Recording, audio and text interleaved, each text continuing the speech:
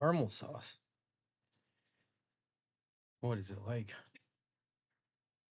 Baking challenges are notoriously hard. Top Chef, it is with Guy Puckett. Anyways, back to a modicum of pathos about an ad agency. After a year and a half, and then it gets to kind of romantic entanglements as we had talked about. These are like upholstery letters that I worked on when you run out of stuff.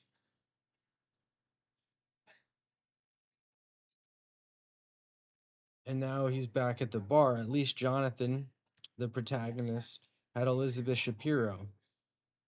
Beth's face was torn in frayed alabaster. That's Exile and Main Street by the Rolling Stones. Brown hair, cut white, pavement. She lived in Bushwick. When someone sat new at the bar, Jonathan asked Beth questions. How many blueberries are there in a $1 blueberry carton in Bushwick? What's a ride like from Roberta's to Halsey Street? Roberta's a famous restaurant. Felt like a fistful of sand for everyone, especially Beth, whose rolled eyes turned into a gorilla's mint. I'm trying not to do that. Beth spent her weekends in the loud and empty coffee shops of Greenpoint, avoiding Manhattan. And kind of this is the profit delusion, right? I am currently trying not to do that. So Richard Dawkins calls it a God delusion. So this is just something I wrote. It's from Savannah where there's Spanish moss. Gorillas are a real animal, they're a real band. So if you deduce it instead of deconstruct it, it's helpful to who you are. Like anyone, who cares about poetry or a patient, right? Let's say you save a patient's life. It shouldn't turn into she had a family in Connecticut but never seemed to visit them. The same way that she had hardly ever shared what lived in a raw and rare smile. It's the last part. I came up with, something lives in a raw and rare smile. Where, I would add a comma, the edges where, and look up the anatomy of a mouth. My father's favorite restaurant was the Hard Rock Casino. This is her, Elizabeth Shapiro. He said there are a lot of bartenders that never learn manners. And it's funny, often that's what makes one important. He meant a manner of interpretation, the symmetry of gestures and phrasing, the better harm than foul, to be swift without hurrying, and listen and not care. Spell Satan one more time and then go sing that hymn, he always said. He said once, but never repeated it. Because even if you had to, you couldn't look at yourself in the mirror, at least anymore. But I was a bartender for 5 years and I still say my prayers. The first bar I worked at was called Celsius, fancy cocktails in the East Village. My mother warned about the horror stories, but I never really had any trouble. What appealed wasn't the service, the small talk details, the cash, the doors, the lights, and the candles. The eternal loyalty of customers, the Dostoevsky title, especially the ones who wear do rags. I saw in Jonathan's eyes a wicker candle blown out, a quieting, a salvo. The words perfidy, and I thought, hey, a monkey has a handful of ice. That's now two. Maybe it was frosting, maybe the bite of asphalt. It's corny, but it's a letter, right? So I'm doing my best to transpose the history of her own thoughts. Beth lived with Lenny, the waiter who wore Hawaiian t shirts year round on account of wishing to go to Hawaii, but never been there. Lenny wasn't particularly nice to Jonathan, though he seemed to always volunteer to be his waiter. That's another delusion when you think you're the main character, right? None of it, though it's fun, it can go too far. If you think of Leo DiCaprio and The Departed, right?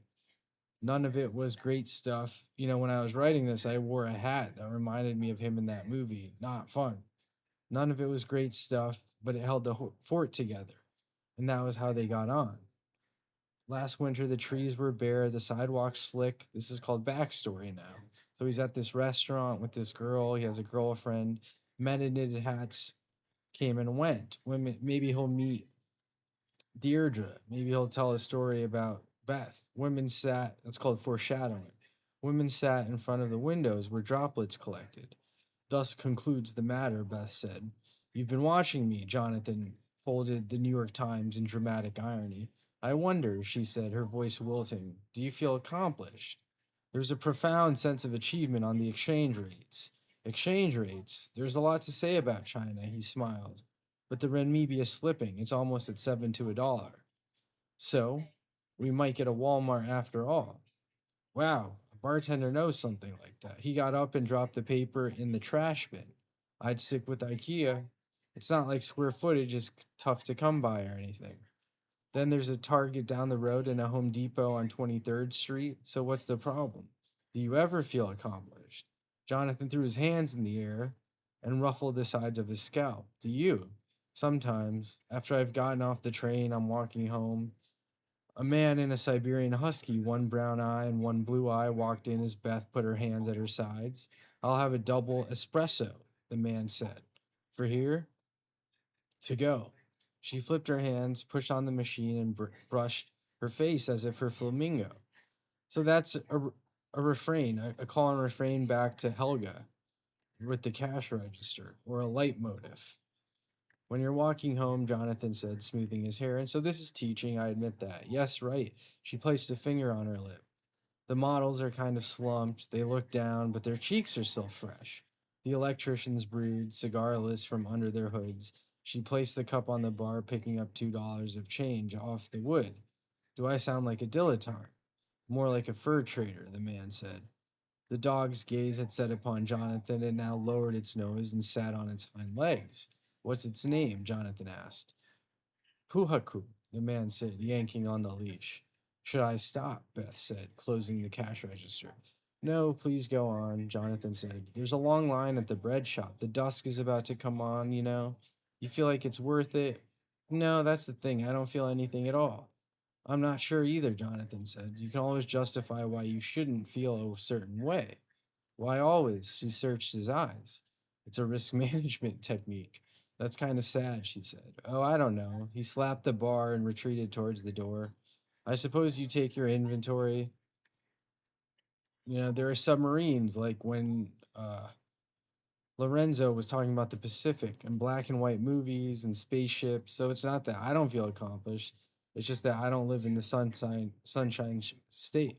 It's kind of like people just say things. Have a good day at work. I do feel lucky. Goodbye. In the summer, all the inhabitants of Manhattan seemed to leave, and what filled their place was the ghost of dust, cement, and gravel. Deirdre indeed received a grant from the New York Public Library for office space, working as a digital paint program inspired by the free climbing movement Rot Punkt. Jonathan, confused, much like in Jonathan Franzen's Purity, Time and Space, this German kind of chic Berlin basement, sent him to Europe with Paul Muin, a mobile engineer who sent emails with a groan and kept a series of rec- recitatives and coloratura in his bag. Paul was friendly enough and included Jonathan on some memed zombie emails the account managers thought bred a type of solidarity. Paul at least got the irony. He had been an opera singer in high school, a regular user of cocaine, and dropped out of Eastman. He moved to New York in a failed attempt at a theater career. He started anyway and learned how to code. Paul had a dark trim to a buzz, thick lips, wore an untucked button down and jeans. He had a way of turning a phrase that parsed any gap. In Europe, Jonathan sat in on meetings with Paul concerning metastability, which squared the tags and trackers required in his coding.